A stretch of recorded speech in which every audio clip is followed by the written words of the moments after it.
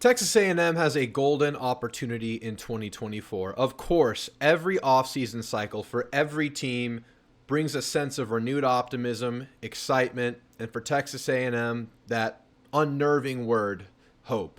And yeah, we have a lot of that right now. So, we all know about the schedule. We know that Texas A&M faces its toughest opponents in Kyle Field. We know exactly what this roster brings back: a healthy Connor Wigman, a bunch of new players out of the portal, strength across the board, a couple of, things we need to see play out. We'll talk about it. We know Texas A&M has one of the best incoming portal classes in the country. But we also know that Texas A&M has come up short time and time again despite having a lot of talent on the roster. We all sense or anticipate that Mike Elko is bringing a renewed sense of work ethic, stability, no-nonsense approach to the program. We can feel that within his 8 months at the helm from what he said and what we've seen transpire off the field in the off-season cycle of college football. So today, I want to set the stage for the 2024 season. Of course, on this channel, we do a lot of in-depth, zoomed-in breakdowns of position groups, coaching hires, things about the team. But in this video today, I want this to be the video that kind of lays the land for us, talks about an overview of the 2024 season before we start getting into some more in-depth stuff. I want to set the stage. So guys, make sure you guys have liked and subscribed, because once we set the stage today, I'm going to start zooming in on the individual aspects of the program in the subsequent videos coming up. And I'm also going to do a giveaway. Two, actually. The first of which will be announced today, so stay tuned. I'll talk about that later in the video today. Look out for that. And of course, we have our live shows. We do the call-in show on Thursdays. I'm bringing you as much college football 25 gameplay as I can. I'm actually going to bring you some, if you're watching this when this video comes out on a Tuesday, I'm going to be playing tonight. I'm going to be playing as Texas A&M against people online to see how many people we can be as the Aggies.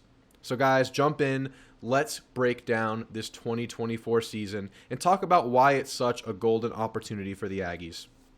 Okay, so let's start this discussion with the roster. Of course, a very important and salient topic of discussion when you're breaking down a team. You have the roster, you have the coaching staff, scheme, philosophy, training. The roster's your bread and butter. That's your meal. That's what you're working with. That is the tool set that you are using in the 2024 season. In 2023, bunch of deficiencies. You were deficient at corner just by personnel, didn't have enough of them, didn't have enough options at the position. It bit A&M in the butt big time in 2023. Connor Wigman went down in the first game of SEC play, didn't see Connor the rest of the year. That hurt the team, obviously.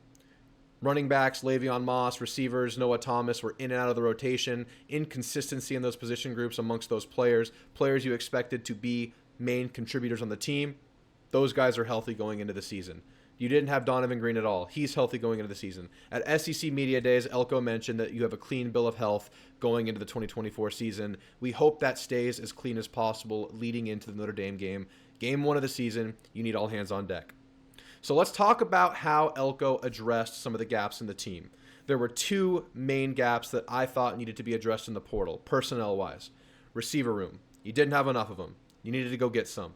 Cornerback room, you didn't have enough of them. You needed to go get some. And the ones you had didn't quite cut it last year, although two of them were extremely, extremely young in Javen Thomas and Bravion Rogers. So at receiver, we know we have three guys coming back that we can trust. At least they've shown that they can be trusted at times. We need to see consistency out of the three of them. But Noah Thomas, Moose Muhammad, Ja'Day Walker, known commodities. We know what we have there. Those are your three starters. Most likely, like 99% sure, those are your three starters. Now behind them, you definitely needed to go get some experience. You got Jabari Barber, who's hurt right now, but we hope to see him before too long in the season. You got Cyrus Allen, and of course, you got Jacob Bostic out of Iowa. And Bostic already drew a mention from Elko in media days. So look for Cyrus Allen and Bostic to see the field at least in a rotational capacity early in the season. You didn't necessarily get the high-profile guys you were hoping for in the transfer portal cycle, but you were able to round out the rotation. You didn't need starters. You needed guys that could play. So we're very hopeful that at least a couple of these guys turn out to be just that. So I would say you've mostly addressed what you needed at receiver. You're a little thinner than you'd like to be going into the year, but you never know. Maybe a true freshman can emerge and become a contributor. You have bodies there. It's just a matter of seeing a rotation build out. You need to see consistency amongst your top three there. Now at corner, which was not only depth-wise, but starting caliber player-wise, it was an issue last year. You didn't have enough of them. You had Tyreek Chappelle and Deuce Harmon, and those guys were in and out of the rotation with injury last year as well. And behind them, you played guys that weren't corners, or you played true freshmen that just weren't ready for an SEC slate. You had to address this. And Mike Elko knew that. He has actually mentioned that that was one of the first priorities when getting here, just looking at the roster saying, okay, we need to fix this right now. And they did just that. They added a whopping 6 cornerbacks in the transfer portal, added a few more DBs that they could potentially move to corner. But when you have 6 named corners added to your roster, in addition to Chappelle, in addition to Rogers, in addition to Thomas, you have to feel much better about that position, at least in terms of the options you have. 3 of which that were added bring Power 5 pedigree to the roster in Des Ricks, out of Alabama, hasn't played a game yet, but he was a 5-star true freshman last year, went through the Nick Saban School of Hard Knocks. He should be able to become a contributor early in his career at A&M if he needs to be, because you have a lot of options there. You added Will Lee, who started at Kansas State, and you had Jaden Hill, who started at Florida. Those are 3 great options at the top right there, in addition to what you already have. And then behind them, you have Donovan Saunders and BJ Mays, who are all upperclassmen looking to increase their level of play, increase their notoriety, get more attention, and just try to prove themselves at the end of their college careers. Some hungry players, you would think, added to this roster. So last year, coming out of spring, if you look at this corner room, you notice a bunch of walk-ons playing, only a couple of scholarships players playing last spring. And going into the year, you're thinking, okay, very, very thin ice here at the corner position. Who's it going to be? You didn't really know besides Chappelle, and it turned out to bite us in the butt. This year, similar question. You know you have Chappelle, probably gains a starting role, although you don't know now that you have so many guys there, probably Chappelle. Outside of that, you don't necessarily know who's starting, but what you do know is that you have great options and you'll have great competition. These are big, long, athletic corners added to this cornerback room, and that was desperately needed by this program. Elko addressed it. And I start by highlighting receiver and corner because I thought those were the 2 rooms where you needed numbers, you needed bodies. And at corner, I think they get an A+ rating in the portal there. And at receiver, I don't know if I'd call it an A, maybe like a B, B+. You fixed it, you addressed it, you got what you needed, but you didn't go above and beyond there. At corner, they did. So look out for these 2 rooms. I think at receiver, you're not as able to sustain an injury as you are at other positions, which is kind of scary. Although, you never know. These guys could end up being solid contributors on the team, especially with a healthy quarterback and potentially, hopefully, increased O-line production. So well done by this coaching staff to address that. So let's round out the roster real quick. I wanted to touch on those 2 first just because of the importance of the numbers game there. The D-line should once again be an unequivocal strength of the team. Shamar Turner, Shamar Stewart, Nick Scorton, absolute starters. Star to superstar level play expected out of all 3. And of course, if you're going to reach star play with Shamar Stewart, who has been a solid contributor throughout his 2 years at Texas A&M, playing consistently, he will need to take a leap this year. But I think, and many think, that he absolutely will. If you look at this guy, he's a 5-star freshman 2 years ago in that 2022 class, one of the guys remaining from that class, one of the 5 stars remaining from that class. He has to be one of your breakout players on the team going forward. I think it makes sense that it's his time now. He's a starter. He has all this experience. He has every tool in the world. Great work ethic.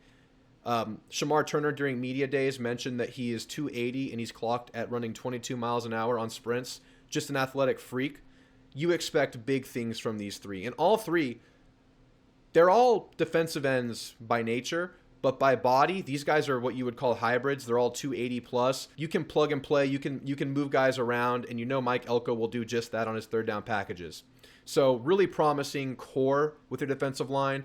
Defensive tackle, the other one that's going to start next to Shamar Turner. We don't know who that's going to be just yet. There's a good chance that's DJ Hicks. It could be a Albert Regis, who's very experienced on the team. It could be Gabriel Brownlow-Dindy, who has shown really, really good flashes every time he's seen the field. He just can't stay healthy.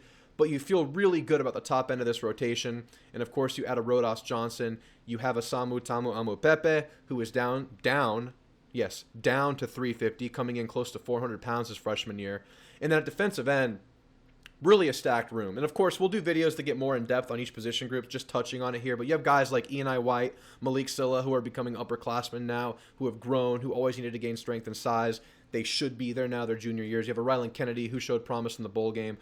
Ton of options at DN. Maybe you're not as deep at defensive tackle, but I think you make up for it with defensive end depth and versatility amongst the top of your defensive end room and guys that can move around. It's going to be very, very fun to see what Mike Elko can put together, especially on the third down packages. But I still look for them to kind of prove themselves in the run-stopping ability, losing McKinley Jackson, losing Isaiah Rakes, of course, Walter Nolan now at Ole Miss. Let's see what they can do on that interior run game early in the year. Let's see where they are there. But I think the weight gain that we've seen, the strength gain potentially in the offseason under Tommy Moffitt bodes really well for their chances there. Now, linebacker, they're looking for someone to fill the shoes of Edgerrin Cooper. Obviously, the superstar that just went pro for Texas A&M had a breakout 2023 season. They're looking for someone to fill that role, but they're going to benefit from standing next to Torian York, the absolute leader of this football team, the sophomore who was voted team captain, the freshman all-SEC player. He's going to lead this defense and that linebacker room to the future. You have a ton of options at linebacker, but it remains to be seen who will be starting next. So will it be Solomon DeShields out of Pitt? Will it be Damian Sanford? Will it be Martrell Harris? Who's the other linebacker next to Torian York? That's one of those things you definitely need to look out for your fall reports and game one to get answers for. We don't have a clear understanding there just yet, but we do know that that room has a ton of options, but someone needs to step up. We haven't seen it yet. Safety should be a strength of the team with Bryce Anderson moving off the line of scrimmage into a true safety role. He's leaned up a little bit over the offseason, maybe adding some speed to his arsenal, playing that true safety position now. Dalton Brooks was a guy who got experience throughout the course of the last year, played his best ball late in the game, had a good spring. You bring in guys from the portal, and more upperclassmen, big dudes, Marcus Radcliffe, Trey Jones, guys that you could potentially see fight for a starting position next to Bryce Anderson. You have Jared Kerr still on the roster. Elko said during spring that he expects safety to be a strength, and I don't look at Elko as a guy who just throws words around. I think that should be taken for what it sounds like, and that's that safety will be solid for Texas A&M in 2024. So looking at the defensive back room, I think you're turning a weakness into a strength of the team, and I think you're sustaining solid play at the defensive line. You're losing a couple of superstar names, but you added Cassius Howell, who I didn't even mention to this defensive end room. You add Rodas Johnson. You have young guys leveling up, growing up. You have guys coming back like Shamar Turner. You have guys added like Nick Scorton. This defense could be upper echelon in the SEC. It just has to come together under a new staff and quickly to face Notre Dame in week one. But, when you look at this now going into camp, after hearing what we've heard from Elko, after seeing the reports of the weight gain throughout the offseason amongst the DB group, the sky's really the limit for this defense, guys. I think I'm higher on this defense as we get closer and closer to the season. It's hard to see a path where this defense suffers like it did last year. And I've said this a million times on this channel now. I think corner lost you games. Straight up, that position lost you games. And I just don't see that happening this year. I don't know if it's going to be top tier cornerback play, but it's going to be good cornerback play. And if you have strong safety play and you have strong defensive line play, that's more than enough. So let's see what happens. But, guys, I'm very high on this defense right now going into the season. You move over to the offensive side of the ball. You're going to be looking at a very similar group to what you started with in 2023. A couple of guys gone. Obviously, Evan Stewart's at Oregon now. You lose Anias Smith. Anias, leader of the team. Those are big shoes to fill. You get Connor Wegman back, and you have largely the same offensive line back minus Bryce Foster, minus Layden Robinson. But I think the interior of that O-line has a good amount of depth right now. We'll talk about that in a second. But, of course, you have to look at O-line as a question mark. But let's start with the quarterback. Obviously, quarterback play hurt the team at times. I would say that the Tennessee game had pretty subpar quarterback play, not Max Johnson's best outing of his career. I mean, he would tell you that, I'm sure. Offensive line didn't help him out. Just up and down, mostly down quarterback play after Connor Wegman went down last year. He's back. Great footworker, great release, great feeler of pressure, good improviser, all the tools you could ever want. But, it's going to be health. How healthy is he? Is he fully confident in that foot? Now, I don't buy into the narrative that he's injury prone. Maybe he had some concussions. Maybe he's been banged up in his career. I don't know that for sure. We've heard that. Not officially, but message board wise, we've heard that. He's played through everything. It took a broken foot to knock him out of a game. He missed one game in 22 with the flu, and some people might say that was actually a concussion. Whatever it was, he missed one game in 2022. He was back the next week. Played a great game versus Ole Miss and LSU in 2022 as a true freshman. I expect big things from Connor Wegman as long as he gets the O-line play. Running back should be a strength of the team. You have to see Ruben Owens take a step forward. We saw flashes of his 5-star pedigree in his freshman year, but we also saw him unable to get past the line of scrimmage at times, making bad reads at times. Part of the process of growing up in the SEC, part of the process of working behind a subpar offensive line, I do expect a step forward. Now, will we get a step forward or a leap? That could be the difference between great running back play and good running back play. So will Le'Veon Moss's health. Le'Veon Moss has shown for 2 years now that he can be a bell cow SEC running back, but you can't be that without the ability to stay healthy. Le'Veon Moss is healthy now, and I would not be surprised if he's running back one, game one. But behind them, you have Amari Daniels, who has a ton of experience now. Another guy who's been up and down in his career, a couple of big fumbles last year. But we've seen great stuff from Amari Daniels as well. And, of course, with improved O-line play, you could see another level to that. And then you add E.J. Smith, the son of Emmett, fourth running back in the rotation. Maybe you see all four guys this year. I would be surprised if we don't see at least a 3 running back rotation this year. But for sure, Le'Veon Moss and Ruben Owens, going into the season, should get a majority of the carries. They should have the highest ratio of carries between the two. But I would be very surprised if you don't see Amari and even EJ slide into that rotation in some capacity. The tight end room, very promising. You lose your 2 starters from last year. You get Donovan Green back from injury. He's put on 20 pounds throughout, the weight room. He's probably been face-to-face with a barbell for the last 10 months or whatever it's been while he's been injured, and he got bigger. And in Colin Klein's system, you're going to ask tight ends to do a lot of blocking, so that's a big deal. It's just how healthy is he, how confident is he, how quick is he, has his speed been affected, how long does it take him to get back into the flow of the game. It sounds like his first go at football will be this fall camp. He's probably been doing agility work and off-the-field stuff throughout this summer. He didn't practice in spring, but that's tight end 1. You have a lot of options behind him. You add Trey Watson, you add Shane Calhoun. These are guys with experience who can come in and contribute immediately. And you have Jaden Platt and Theo Mellon-Ornstrom, who both have been around a while now. Platt with a full year under his belt, Ornstrom with a couple years under his belt. Of course, he classified early. He's a year younger than his classification. He's a junior, but he's a sophomore's age. These guys may be able to develop into a role this year with the experience and size that they've added. So tight end room, I would say you just need to see it play out, but you have really, really good options there. And Colin Klein's going to use a bunch of these guys. Now, that leaves us with the offensive line. I touched on it a second ago. I think this is the make or break position of the team once again. Once again, we're looking at a Texas A&M season and saying, well, if the O-line takes a step forward, the team's going to be good. Well, the offense is going to be good. But subsequently, I think the defense looks solid. The offense is solid with a good O-line. This team's going to be damn good. So that is, I think, the biggest fluctuation point of this team going into the year.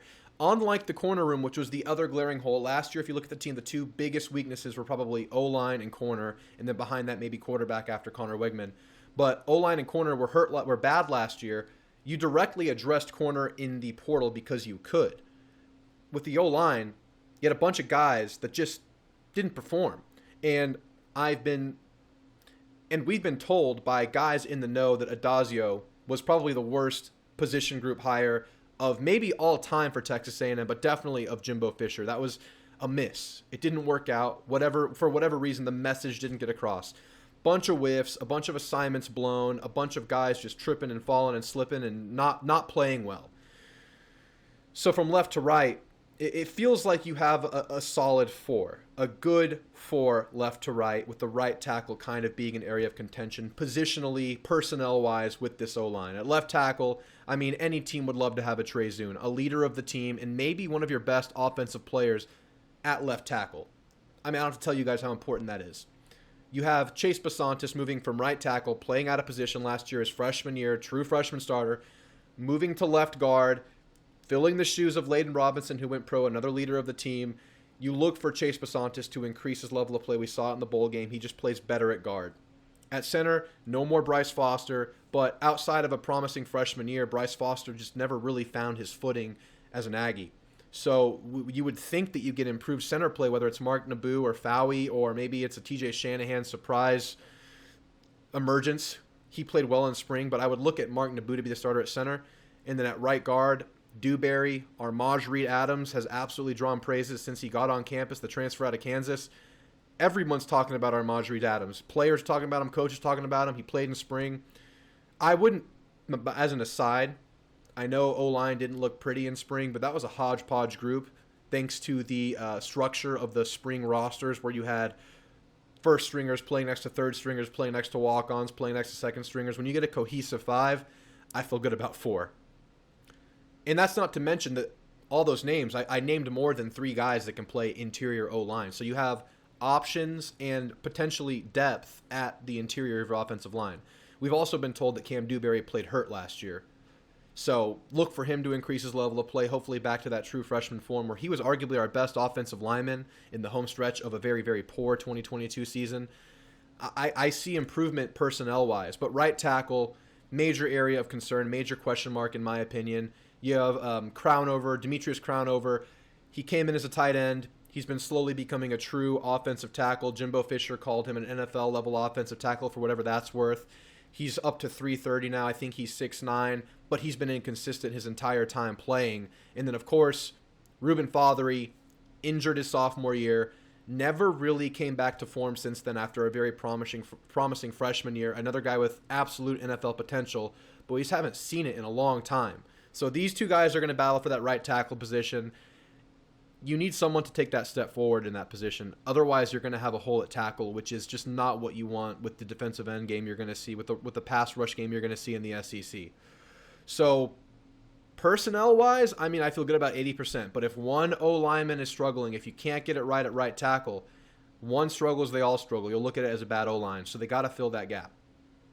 But personnel and actual on-field performance are 2 different things, because A&M has had personnel at a lot of positions for a lot of time, last 3 years, and come up short. We're going to lean on Adam Cushing, Tommy Moffitt, this new offensive staff to get this offensive line right. They're going to have a whole new scheme, a whole new system. They're going to be pulling a lot more. You're going to see them in space a lot more. New message, new attention to detail, according to early reports from players about Adam Cushing.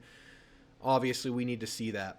Offensive line, I'll say it again, it's going to make or break not only the offense, but the team going into 2024. Speaking of Adam Cushing, whole new coaching staff, we spent a lot of time talking about it this offseason, and the roster coupled with the new outlook of the staff, and then we'll eventually get into the schedule. This all kind of lends into this golden opportunity thing that I and others have talked about. I'll get more into that, bring it full circle later in the video. We expect a tougher, more business-oriented Texas A&M going into 2024. We're not going to talk about it. We're going to be about it. We're going to roll up our sleeves and work every day. That's what Mike Elko promised when he first arrived in Aggie Land. And based on his 8-month track record here as the head coach, he's done just that. As he mentioned at SEC Media Days, and as y'all have all noticed, a very, very quiet football offseason for Texas A&M. No drama. No head coaching feuds, no player disruptions, no, DUIs or any arrests or any drama, nothing. It's been very business oriented, and we've heard that they are preaching accountability and winning in the little things they do, whether that's showing up to lunch, showing up to breakfast, showing up to meetings, showing up to workouts on time. That's all been preached, and they're getting punished as a group if they're not doing that. How you do anything is how you do everything. They're definitely stamping that mantra in. Elko has done as promised so far.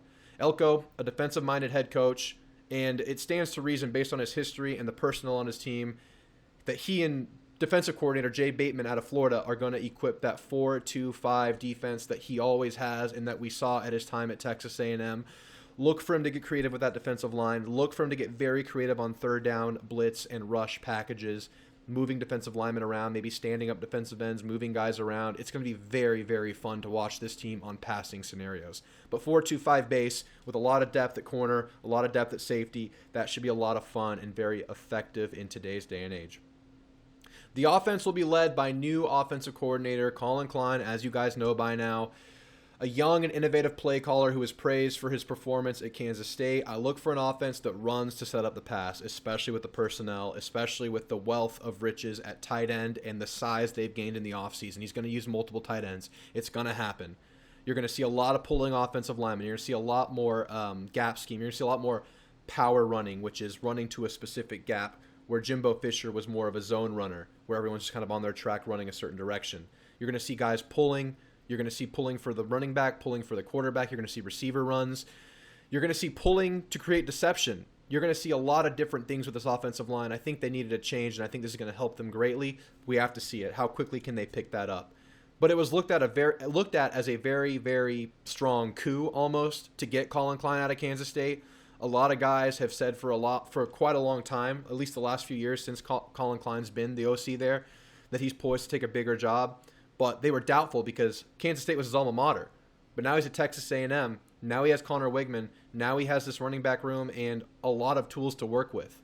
So a lot of excitement and potential for this offensive line, for this offense. But it's all, as I've been saying, it's going to come down to the offensive line play and how quickly they can put it together. So that's kind of an overview, offense, defense. I'm not going to get into the individual position group coaches. We've done that all offseason. You guys know there are a lot of promising guys out there, a nice mix of younger guys that can maybe see players eye to eye, and some veterans there that may be more disciplinarian, more down to business. Really good mix, really good job. But perhaps the most impactful hire of this whole offseason, this whole coaching change cycle, we've talked about it a million times, Tommy Moffitt, the Moffitt method. Championship pedigree, multi-time champion at LSU. This guy was behind some of LSU's biggest seasons. He's at Texas A&M. And if you talk to LSU fans, LSU people, they're not happy about it. They look at A&M as a threat because of this, at least amongst the ones I've talked to. Of course, people are going to disagree with that, but I've talked to LSU people who are fearful of what Texas A&M could become under Moffitt. And let's face it, injuries have been an issue for Texas A&M, but more significantly than that, late game performance has been an issue for Texas A&M. How many games has A&M gone down to the wire and lost? Maybe based on coaching decisions, but also based on toughness and strain late in games. Tommy Moffitt addresses that directly, and we're really, really hopeful that he impacts the offensive line specifically, and of course injuries and just the ability to sustain late in games. Big deal. Those are the big three. It's Elko, it's Moffitt, and it's Colin Klein. Those are the three most impact dudes on this coaching staff, I would say. And of course, they're in the higher tier positions of a staff. Strength and conditioning coach is an underrated aspect. Maybe it's not underrated anymore. Maybe it's come to light now. But that's the guy that touches your team year round. That's the guy that's around your dudes year round. His message is the most salient message in these guys' head. And he'll be out there running around, hyping guys up before games. It's going to be a lot of fun to see Tommy Moffitt go to work. And of course, I'll say it for the 20th time this video, we hope that really affects this offensive line. So that leaves us with the schedule, and we'll wrap things and bring it full circle to talk about what makes this such an opportunity for Texas A&M. But before we get into that, I mentioned the giveaway. So you guys know about this sign right here. It's been behind every video pretty much I've done on this channel since I started preseason 2022. Well, I tracked down and found the dude that made this sign. So look him up first and foremost. It's Ray's Welding Creations in San Antonio, Texas. And by the way, if you're not interested in this, I'm going to start the next chapter after we're done with the giveaway. So skip through this and go to the start of the next chapter if you want to get right into the schedule. But for those that are interested, I had him make me another one. And I wanted to give this one away, but I'm a little bit emotionally attached to this sign right here. He doesn't make them like this anymore. He doesn't make them in this color anymore. I'm going to keep this one. But you guys have seen it poking out the corner of the screen the whole video. I don't know if you heard me. You've seen it poking out the screen this whole video in the corner of the screen. But I'm giving away that sign's twin brother. It's this beautiful maroon A&M welded sign. So if you guys want a chance to win this, here are the instructions. Subscribe to the channel. Follow me on X, and retweet or quote tweet this video, which I will post on X. So that's 3 things you have to do to win that sign. There's going to be a drawing at the end amongst the entries. Subscribe to this channel, follow me on X, and share this video on X. That's all you got to do to get an entry. And if you want extra entries, you can have up to 5 entries. Tag a friend in this video on X. I'm going to post it on X. Just tag 4 friends, share it on X. That'll get you 5 total entries. So if you guys want to do that and get a chance to win this sign, go ahead. This is one of two giveaways I'll be doing in this preseason cycle. Equivalent gifts. The next gift will be similar level to this gift. It'll be a different item, but it'll be of similar value, I think it would be safe to say. So look out for that one. That'll be during fall camp. This one right now. So once again, subscribe, follow me on X, share this on X, and if you want 4 additional entries, tag 4 friends in the comments of this video on X. All right, guys, let's wrap this discussion up, this setting the stage for the 2024 season with the schedule. And one other thing I want to get into about the roster at the very tail end of this video. So I'm going to pull up the schedule on the screen. By now, we all know it, so I'm going to quickly go through it. I'm not going to get too in-depth in this video. Of course, as we get deeper into the offseason, I will do a full schedule breakdown where I give my win-loss projection of every game. But right now, I'm just looking at it. All your tough games are at Kyle Field. We know this. It's been the case since this schedule came out over a year ago. Notre Dame, Missouri, LSU, and Texas. Your 4 toughest games on the schedule. Your 4 preseason top 15 teams on the schedule. They all come to Kyle Field. Texas A&M has had a major discrepancy in their performance at home versus on the road over the last 5-10 years as a program. Your big ones are at home, and that's good for a lot of reasons. First of all, just being better at home, having the 12th man behind you, that gives you a really good chance to beat these teams. But these are good teams, but you avoid Georgia, you avoid Ole Miss, you avoid Tennessee. The only top 4 going into the year team that you play on this schedule is Texas. And Missouri, you could make an argument there, but it's just Texas. Texas is the only preseason absolute playoff favorite that Texas A&M plays. And that's to tail out the season. So by then, we're going to know everything we need to know about the team. And it's a rivalry anyway. It's the rivalry. So a lot of stuff gets thrown out for that game anyway. So outside of that, you open with Notre Dame, you play Missouri, you play LSU. 3 winnable games, guys. Those are 3 games that A&M absolutely has a good chance to win as long as they get solid offensive line play and things come together under a new staff. Your road games. Easier road draw, but not easy. Manageable is probably the better word. At Florida, at Mississippi State, at South Carolina, at Auburn. Those are all games A&M should be favorited in. However, we know that A&M has had many road struggles. So I look at that Florida game as a major test. Can this team learn how to win on the road? I know it's a new coaching staff, a lot of new players, but the core of this team has yet to learn how to win on the road. So you're looking at that game to kind of tell you, okay, how's this team going to fare on the road? And then you're just looking at this program getting the team ready week to week to week going on with these road games. Should be able to beat Mississippi State. They're in a transition. They should probably have a down year. At Auburn, you're going to be favorited. That's a very scary game with Texas looming, but they also have Bama looming. Got to take care of business. So when you have these games at Kyle Field, that not only does that increase your chances of winning, just having the 12th man, but think about the potential recruiting implications of having so many games, so many high-profile games at Kyle Field, and all the recruits that are going to be in the stands. I mean, think about 2022. What was the game that was kind of the turning point that year for that major recruiting class? And say what you will about that class, it was the Bama game. All the visits came during that 2021 Bama game.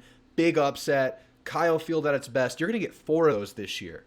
So winning those games, you have so much riding on those games, but you have such a good chance to do it. If this roster is what we think it is, and that's a solid roster, not the best in the country, but good enough to beat anybody on any given weekend, think about what's on the line. Think about what you could do with a schedule like this and the roster that we think we have. Really, really good stuff. Now, you could find 5 or 6 games that A&M could lose on this roster, including some of these road games. Maybe more. I mean, maybe A&M doesn't get over the hump. They could lose at Florida. Shit, they could lose at South Carolina based on the last year's performances. But under a new staff, under Mike Elko, we'd like to believe that they can get over that hump. So all the opportunity on the world is built into the schedule and with a solid roster going into the year. And remember, I don't have to remind you, but I'll bring it up for the purposes of this video. 12-team playoff in the SEC, 10 wins gets you in. And with the way that the rest of the SEC schedules look, yes, they got harder when Texas and OU entered the SEC. Everyone's schedule, for the most part, got more difficult. Georgia has to play at Texas. They have to play at Ole Miss. They have to play at Alabama. You could be looking at a 2-loss Georgia. You could be looking at a 2-loss Texas who plays Oklahoma and Georgia in back-to-back weeks, and they have to come to Kyle Field. You could be looking at a 10-win average across the top teams in the SEC at the end of the year. So who knows? 10 wins could get you tied for the SEC best record and maybe even get you into the SEC championship game. Can A&M win 10 of these games? It's going to be tough, but it's on the table. You could definitely win 9, and I think 8 should be a goal for sure. 8 should be what your baseline goal should be this year. I'm going to go ahead and say that right now. You should win 8 games on this schedule. You should be able to. Every opportunity in the world is on this schedule. Now I'm talking about this roster. Maybe I'm too hopeful. Maybe I'm too high on the areas of this team. Maybe I'm too high on the receiver room, thinking that it can be a solid receiver room. I don't know if it's a top-tier receiver room. I don't know if it's a top-tier running back room, but I do know that it's going to be serviceable at worst. I think there's a pretty high floor to this offense, again, if the offensive line comes together and plays at least decent football. Now, because I'm talking so much about this roster, I would be remiss not to measure it up against the other top rosters in the country. So if you haven't heard of Bud Elliott's blue chip ratio, I'm going to quickly pull that up. I'm going to pull up the version that takes transfers into account. And you can see right here, this includes transfers in and out. Ohio State, Bama, Georgia, Oregon, Texas, LSU, Clemson, Oklahoma, Notre Dame, and Texas A&M. These are the teams based on recent history that have a chance to win it. You have to be over 50% to win, basically be eligible to win a championship. Now, that's obviously not a set-in-stone rule, but that has been the case over the last 10 years or more. You can see dating back to 11, Bama won with a 71%, Bama 71%, Florida State 53%, the lowest to ever do it. Ohio State 68%, the list goes on and on, 77%, 52%, which I guess is lower than 53, so I lied. Clemson did it with 52%. And the most recent one was another low marker at 54%. And this was before transfers were taken into account. Texas A&M, with transfers involved, has a 63% blue chip ratio. That's enough to win. That's enough to beat anybody on any given Saturday. So obviously things need to shake out. Coaching staff message needs to be sent across. Things need to permeate this roster. The culture needs to work out. You need to come up in some big games. But every opportunity in the world is on the table for Texas A&M in 2024. There is no hurdle too great for Texas A&M in 2024 besides themselves. And I'll say it for the last time in this video. I think offensive line makes or breaks this team in 2024. If the offensive line is average, this is a 9-win team at worst. If offensive line is really good and they actually make a leap, this is a 10-plus possible schedule for Texas A&M. I'm going to say it. It just is. Every opportunity in the world. It's a golden opportunity for Texas A&M in 2024. Thank you guys for watching this video. I know it was a longer video. If you guys stayed to the end, hit the like button, leave a comment, let me know how you're feeling going into the season. I thank you guys for being here and enter that giveaway. I'll be back very soon with some more in-depth positional breakdowns to get ready for this 2024 season. We're about a week and a half or 2 weeks from fall camp right now. Guys, it's football season, baby. It's football season. To me, SEC Media Days is the unofficial start. That's when the talking points start. That's when we start getting more information. I couldn't be more excited. When you fired Jimbo Fisher, you needed renewed optimism. You needed a renewed energy in the program, and I think we got just that. So, guys, I'll see you in the next one. I'll see you Tuesday night for some CFB 25 gameplay. We're going to go kick some ass with Texas A&M online. We're going to see what the other guys are doing. Let's see if we can't go undefeated tonight. Hopefully you guys tune in there. We'll be here Thursday night with the call-in show. I'll see you then. Thanks, and gig 'em.